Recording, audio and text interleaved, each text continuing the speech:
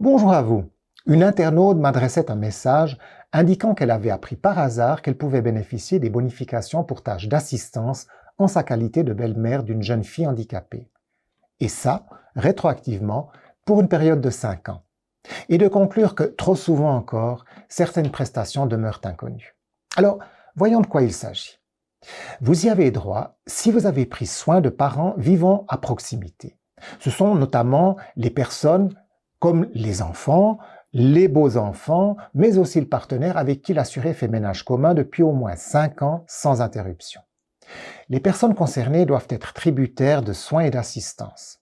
C'est le cas lorsqu'ils perçoivent une allocation pour impotence, de l'AVS, de l'AI, de l'assurance accident ou encore de l'assurance militaire.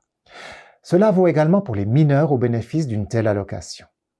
Effectivement, l'AVS part du principe qu'une telle activité risque d'entraîner un manque à gagner et qui dit manque à gagner dit conséquences sur la rente de vieillesse future. Il faut aussi savoir que pour les couples mariés, la bonification est partagée par moitié entre les conjoints pendant les années civiles de leur mariage. L'AVS procède à ces partages seulement si les deux conjoints sont assurés à l'AVS ou à l'AI. La bonification correspond au triple de la rente minimale annuelle au moment où le droit à la rente prend naissance, à savoir 43 020 francs par année en 2021. La somme des bonifications pour tâches d'assistance est divisée par la durée de cotisation et ainsi additionnée à la moyenne des revenus d'une activité lucrative. En conclusion, cette manière de procéder est importante pour préserver au mieux le droit des assurés en termes de prestations de vieillesse future.